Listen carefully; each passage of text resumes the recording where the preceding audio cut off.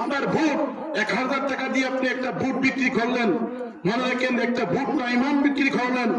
এটা কি বিক্রি হলো? ইমান বিক্রি হলো।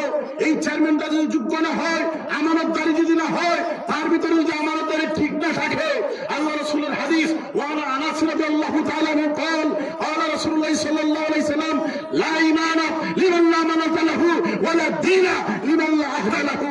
ওই ব্যক্তির ঈমান নাই যার কাছে আমানতদারি ঠিক নাই, ওই ব্যক্তির ধর্ম নাই যেই ব্যক্তি কথা ঠিক নাই। জুড়ে বলুন ঠিক না বেঠিক? আপনার বাইহাকি শরীফের হাদিস, আনাস রাদিয়াল্লাহু তাআলা বলেন লা ঈমানা লিমান লা আমানাতা লাহু।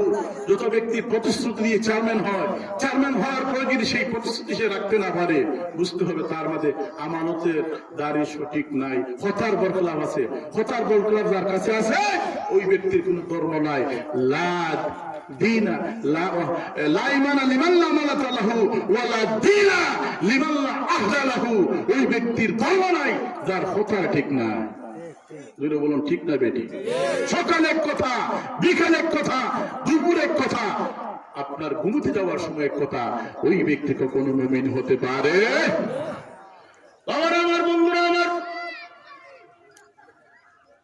কার সাথে বন্ধুত্ব করবেন, কাকে বন্ধু বানাবেন, যাকে তাকে বন্ধু বানাবেন না। এই ঘটনা থেকে শিক্ষা নেন।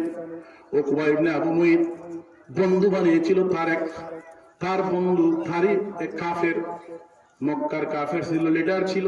উকবা ইবনে আবু মুইতের বন্ধু উমাইয়া ইবনে খালফ। উমাইয়া ইবনে খালফ এসে বলল, রে উকবা ইবনে আবু মুইত, শুনলাম তুই নাকি কালকে তোর মাহফিলের প্রধান অতিথি